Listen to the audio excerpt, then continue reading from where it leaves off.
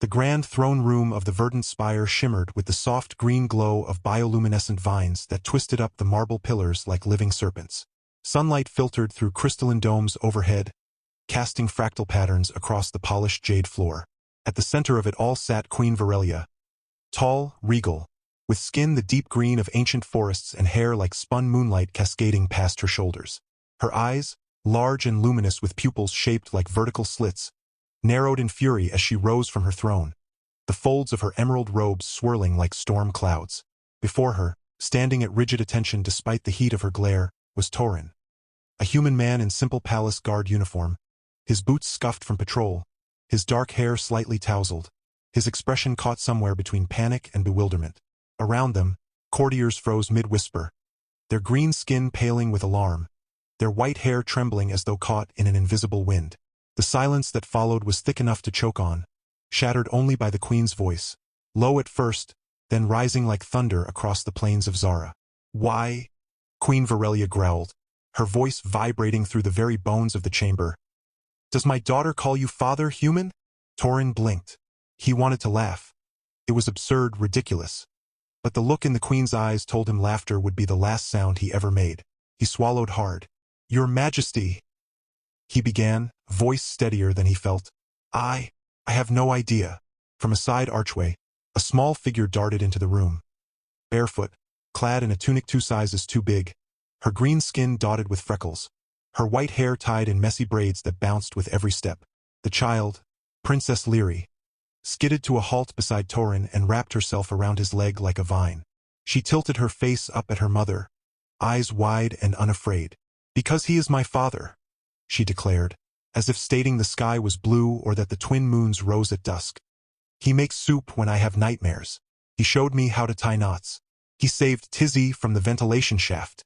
Tizzy, a small 6-legged creature with iridescent fur, poked its head from Lyri's pocket and chirped in agreement. Queen Virelia's jaw tightened. Her fingers curled into fists, the delicate rings on her fingers glinting like warning flares. "He is a human, a hired blade, assigned to palace security after the third accord. He is not your father." Lyri scowled. "Then who is?" The portrait in the Hall of Echoes doesn't hug back. That struck like a blade between the ribs. The queen flinched, her composure cracking for just a heartbeat. Torin saw it, the flicker of pain beneath the regal mask, and something in his chest twisted. He knew that look. He'd worn it himself, back on Earth, when the recruiters came to take him after his own parents vanished in the Martian dust storms. He'd been 8. No one had hugged him for years after that. I never told her to call me that," Torin said quietly, his voice rough with sincerity. "I just stayed when she asked me to. That's all." The queen's eyes locked onto his, searching for deceit, for ambition, for the scheming of a foreigner seeking royal favor through a child's innocent trust. But all she found was exhaustion, and kindness, deep and unguarded. It unsettled her more than defiance would have. The truth was, Torin hadn't planned any of this.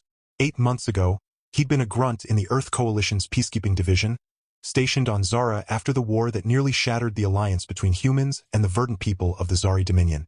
Assigned to the royal palace as part of the post-war trust-building initiative, he'd expected boredom, protocol, and maybe a few ceremonial parades.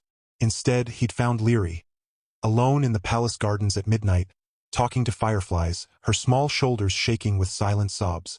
She'd looked up at him with those huge eyes and asked, "Are you going to leave too?"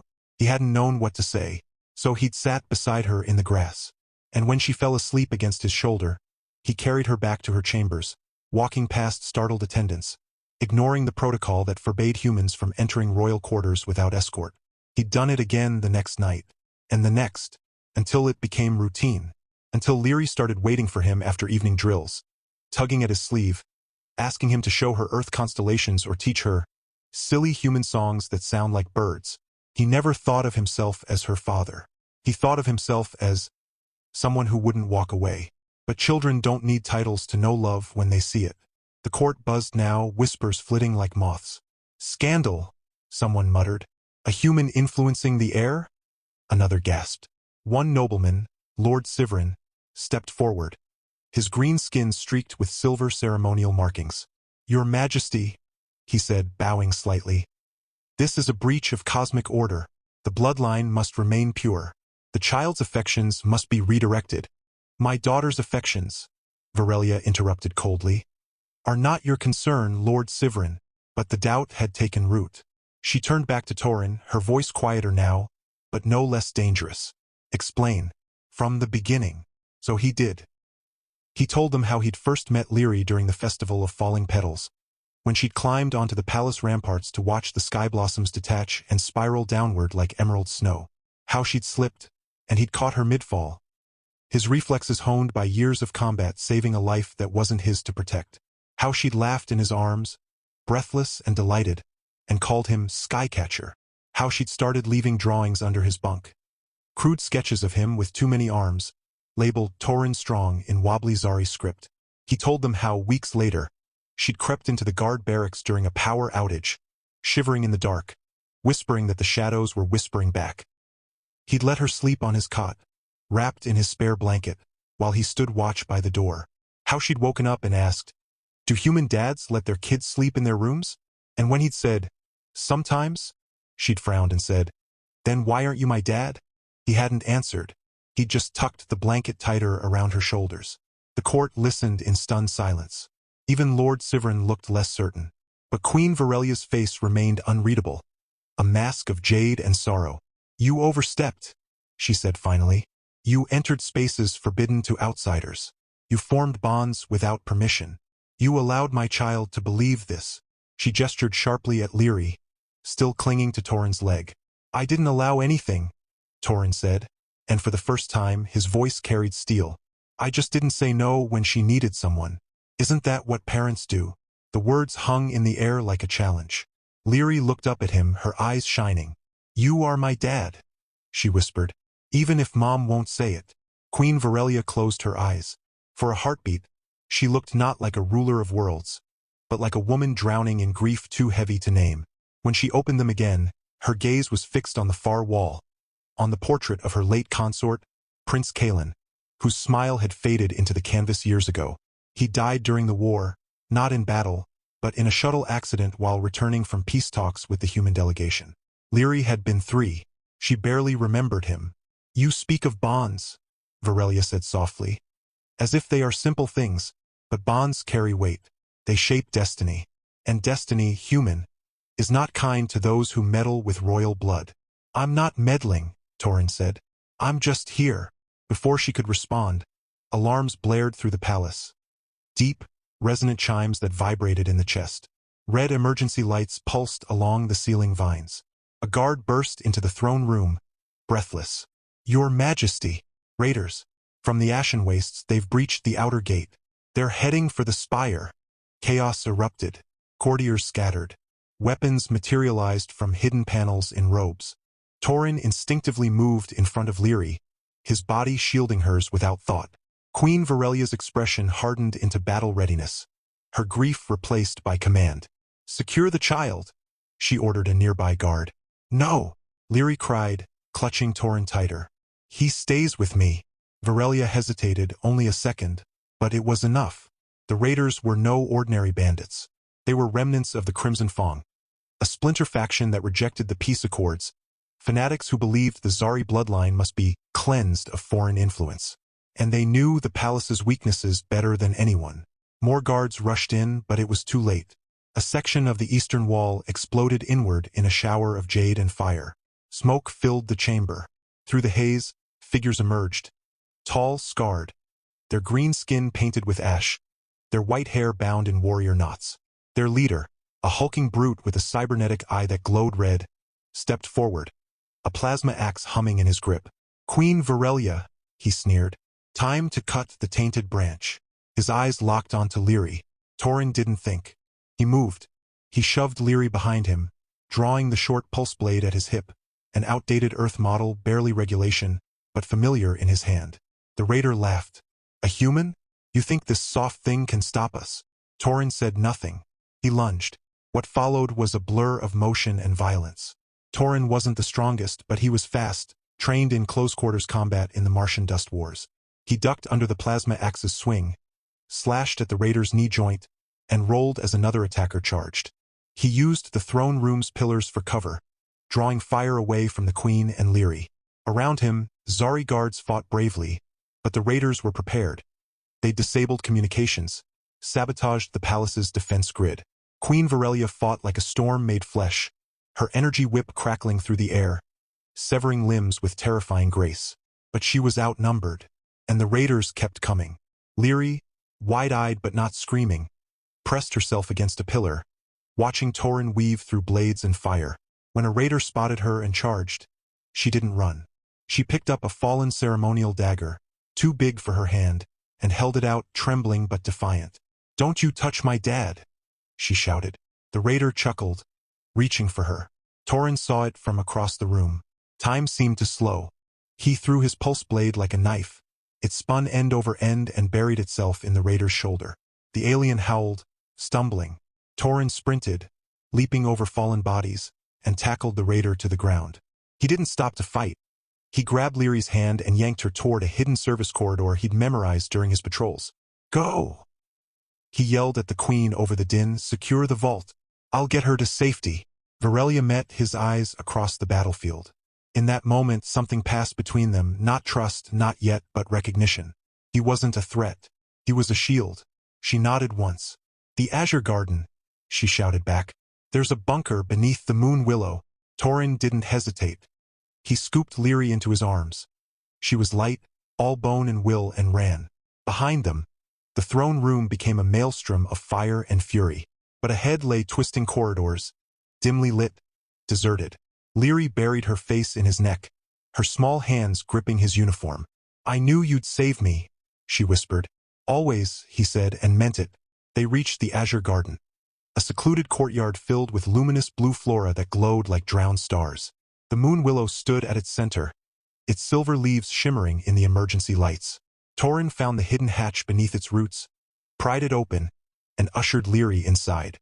The bunker was small, stocked with rations, water, and a comms unit. "Stay here," he told her, his voice gentle but firm. "No matter what you hear, promise me." Leary bit her lip, then nodded. "You're coming back, right?" He hesitated. He didn't know, but he couldn't tell her that. "Yeah," he said, ruffling her hair. "I'll be back before you finish your snack." He sealed the hatch and turned back toward the chaos. The palace was burning. Smoke choked the halls. The raiders had set fire to the archives, the library, the Hall of Echoes. Torin moved like a ghost, avoiding patrols, using his knowledge of the layout to flank enemy positions. He found a fallen guard's rifle, Zaritech, unfamiliar but functional, and used it to pick off stragglers from the shadows. Then he heard voices near the royal vault. Peering around a corner, he saw Queen Varelia backed against the vault door, her energy whip spent, her robes torn. The Crimson Fang leader stood before her, his plasma axe raised. "You cling to power like a child to a blanket," the raider taunted. "But your child is already lost, tainted by human weakness." "She's stronger than you'll ever be," Varelia spat. The axe began its descent. Torin didn't aim. He fired from the hip. The plasma bolt struck the raider in the chest, blowing him backward in a spray of green blood. Varelia turned, stunned, as Torin emerged from the smoke, rifle smoking in his hands. "You came back," she said, breathless. "Had to," he said, reloading. "My kid's waiting." The word hung between them, "my kid." Not the princess. Not your daughter. My kid. And this time, Queen Varelia didn't correct him. Instead, she picked up her fallen whip, recharged it with a crystal from her belt, and stood beside him. "They've taken the East Wing," she said. "We need to rally the inner guard." He nodded. "Then let's go." Side by side, human and queen, they fought their way through the smoldering palace. Room by room, they reclaimed it, not as ruler and servant, but as allies, as something more. Hours later, the raiders were routed. The Crimson Fang leader lay dead in the ruins of the throne room. The fires were contained. The palace stood, scarred but unbroken. In the quiet that followed, Torin returned to the Azure Garden and opened the bunker hatch. Leary rushed out, throwing her arms around him. "You came back," she cried, tears streaking her green cheeks. "Told you I would," he said, hugging her tight. Queen Varelia stood a few paces away, watching them. Her expression was unreadable, but her eyes were soft. Later that night, in the partially restored throne room, she summoned Torin. You saved my daughter, she said, her voice quiet. Not once, but twice. I'd do it 1,000 times, he replied. She studied him for a long moment. On Zara, we do not give titles lightly. Father, mother, these are not roles assumed. They are earned through sacrifice, through presence, through love that does not ask for reward. She paused. Leary has called no one father since Kaelin died. Not tutors, not uncles, not even the High Council regents who tried to guide her. Torin said nothing. His heart hammered in his chest. You did not seek this, Varelia continued. You did not scheme. You simply stayed. She stepped closer. And in staying, you became what she needed. She reached into the folds of her robe and withdrew a small pendant, a moon willow leaf carved from star crystal. This belonged to Kaelin. It is given only to those who are family. She held it out. Torin stared at it, stunned. I'm just a guard. You are Leary's father, Varelia said. And for the first time, there was no question in her voice, only truth. He took the pendant. It was warm in his palm, humming faintly with energy. Outside, the twin moons rose over the verdant spire, casting silver light across the scarred but standing palace. Inside, a human man stood taller than he ever had, not because of a title, but because he had finally been seen, not as an outsider, not as a soldier, but as a father. And somewhere in the healing halls, a little girl with green skin and white braids was already planning tomorrow's lessons. Not tying, earth songs, and how to make the best soup for nightmares, because now she had someone to teach. But as dawn approached, a new alert flickered on the palace's main display. A signal from the outer rim. Unknown ships. Human design. Torin's blood ran cold. He knew that signature. The morning sun hadn't yet cleared the jagged peaks of the obsidian ranges when the alert pulsed again. Louder this time, insistent, red glyphs flaring across every display screen in the verdant spire. Torin stood frozen in the royal observation chamber, the star crystal pendant still warm against his chest. His eyes locked on the tactical map that now showed 7 human warships decelerating from FTL just beyond Zara's orbital defense perimeter. They weren't broadcasting identification codes. No diplomatic hails. Just silent, ominous presence. Like wolves circling a wounded den. Queen Varelia entered behind him, her steps silent on the moss-carved floor. She changed into her war robes, deep green layered with armored scales forged from meteoric iron, and her white hair was braided tightly down her back, threaded with mourning beads. She didn't need to ask what the display meant. Her people had fought humans before. They remembered the orbital bombardments, the poisoned rivers, the years of mistrust. But now she looked at Torin, not as a soldier of that past, but as the man who'd held her daughter through nightmares. Your fleet? She asked, voice low. Torin shook his head slowly. Not mine. Not anymore. He turned to her, jaw tight. The coalition disbanded my unit after the peace accords. They called us too soft for working with Zari. Most of us were reassigned or retired. He paused, eyes narrowing at the ship's formation. That's Blackthorn Command. Hardliners. They never accepted the treaty. Varelia's fingers curled around the hilt of her energy whip. Why are they here? Before he could answer, the palace comms crackled to life. A voice, cold, clipped, human, filled the chamber. Zari Dominion. This is Admiral Corin of the Earth Coalition Defense Fleet. We are here to retrieve a war criminal hiding within your palace walls. Surrender Torin Varek immediately, or we will consider your entire world in violation of the Interstellar Non-Harborance Accord. Torin's blood turned to ice. War criminal? Varelia's eyes snapped to him, sharp with alarm, but not disbelief. What did they accuse you of? I don't know, he said, voice hollow. I never. Then it hit him. 18 months ago, the Battle of Cyrus 7. A coalition strike gone wrong. Civilians caught in crossfire. Torin had been the only one to report the truth, that Blackthorn Command had ignored evacuation warnings, that innocent Zari colonists had died not by accident, but by order. He'd filed the report. It vanished. Days later, his unit was dissolved. He was quietly shipped off to Zara as a cultural liaison. He'd thought it was exile. Now he realized it was silencing. And now, they were rewriting history, making him the scapegoat. They're lying, he said, turning to Varelia. They're trying to cover up their own war crimes by painting me as the monster. She studied his face. The raw shock, the betrayal, the dawning horror. She'd seen lies before. She knew truth when it stood bleeding in front of her. Leary believes in you, she said simply. That is enough for me. But outside, the human fleet powered up their main cannons. Zari defense satellites whirred into position, green energy fields humming to life around the planet. War loomed again, this time not between nations but between truth and lies. Then Leary burst into the chamber, breathless. Tizzy clutched in her arms. Mom! Torin! The ships! They're from your world. She ran to Torin, eyes wide with fear. Are they taking you away? He knelt, placing his hands on her shoulders. No one's taking me anywhere, he said firmly. Not without a fight. But even as he said it, a new transmission cut through the tension, not from the human fleet, but from deep within Zara's own crust. A voice, ancient and resonant, echoed through the palace's biosonic network. The stone heart has awakened. Varelia went pale. Impossible. Torin frowned. What's the stone heart? A myth, she whispered.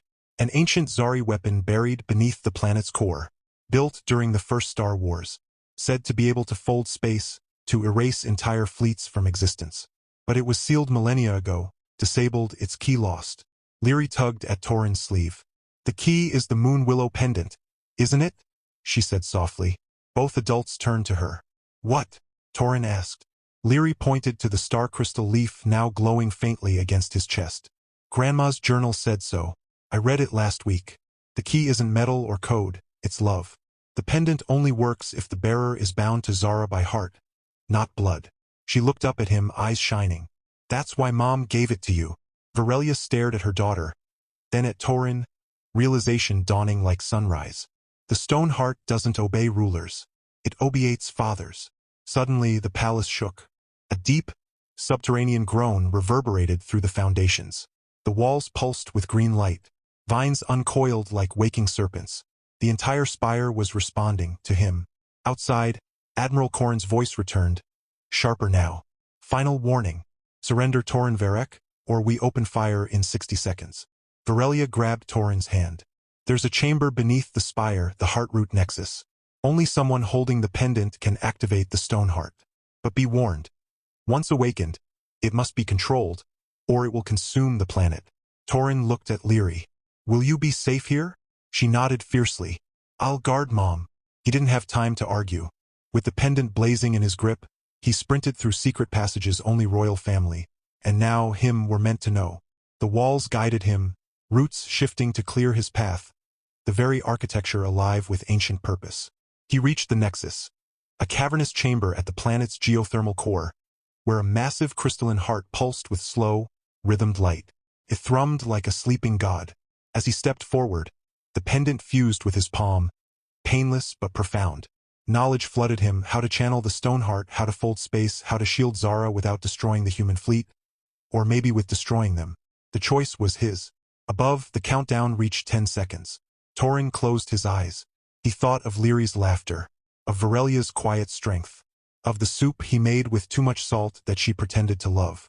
He thought of Earth. Not the corrupt admirals, but the quiet hills where he'd played as a boy, the stars that looked the same from every world. He chose mercy. He didn't fire the stone heart as a weapon. He used it as a mirror.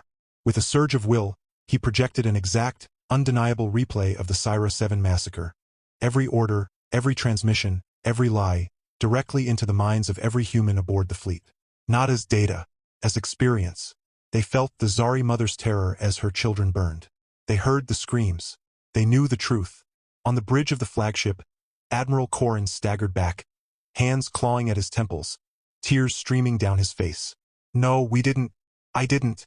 But the truth was undeniable. The fleet powered down, weapons offline, hails switched to open frequency. Zari Dominion.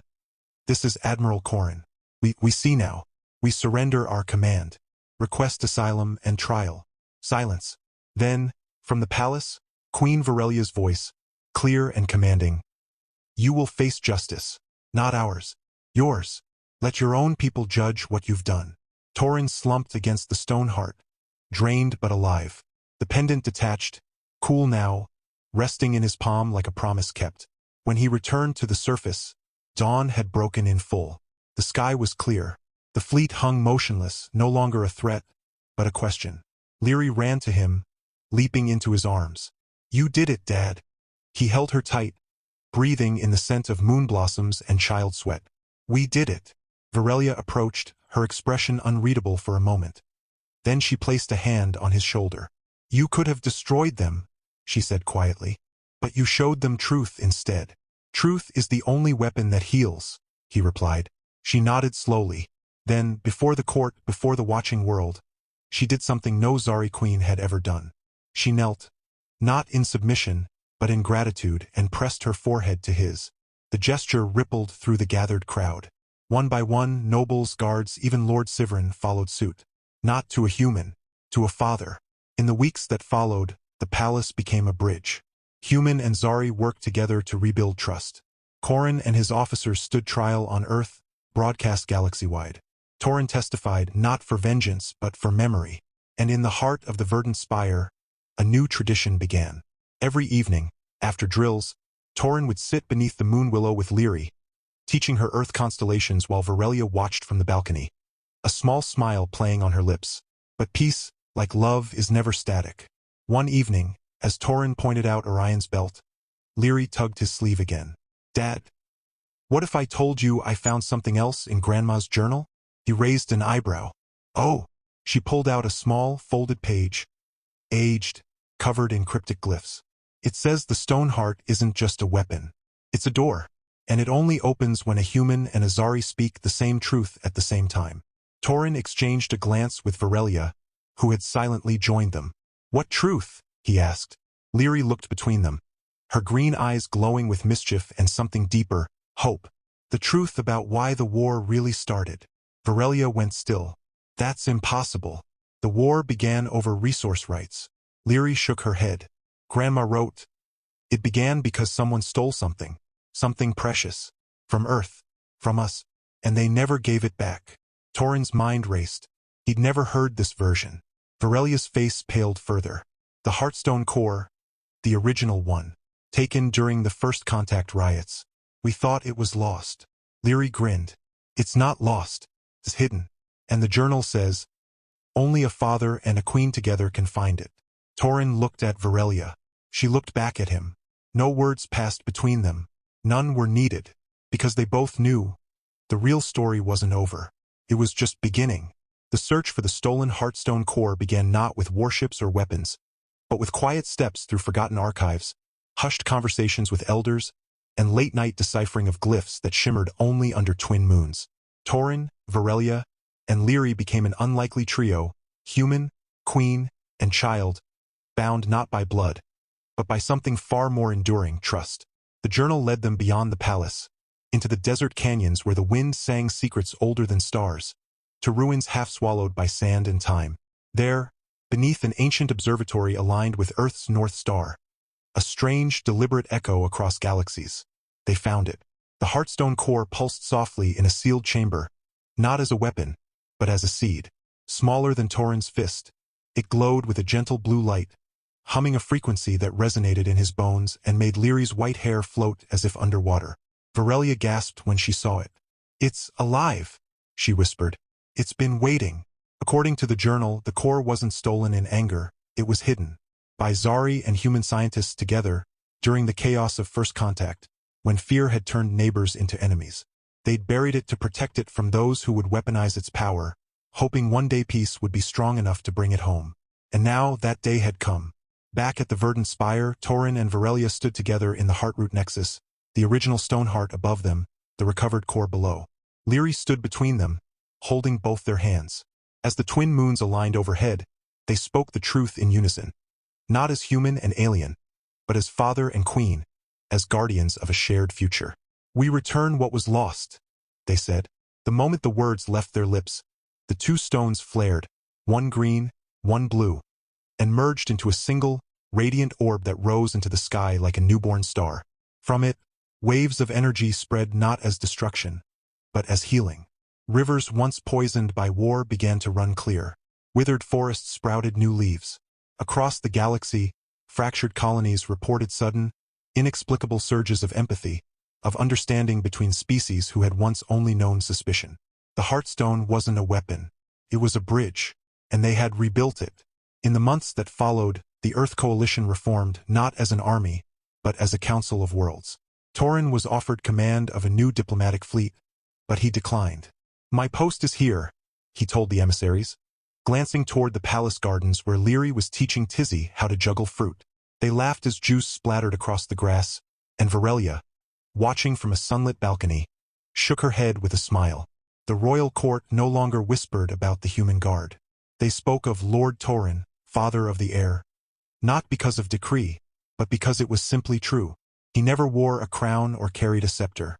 His authority came from the way Leary ran to him after lessons, from the quiet way Varelia sought his counsel before making decisions, from the fact that he still made soup, now with just the right amount of salt. One evening, as fireflies drifted through the azure garden, Leary curled up beside him on a stone bench. "Do you miss Earth?" she asked softly. Torin looked up at the stars, some familiar, some new. "I used to," he admitted. "But home isn't a planet, Leary. It's the people who wait for you at the end of the day." She leaned her head against his shoulder. "Good, because I'm not letting you go." Varelia joined them then, her robes brushing the moon blossoms. She didn't sit, but stood behind them, one hand resting gently on Torin's shoulder, the other on Leary's hair. No words passed between them. None were needed. The silence was full enough, rich with all they'd survived, all they'd built, all they'd become. And high above, the hearthstone core orbited peacefully, no longer hidden, no longer feared.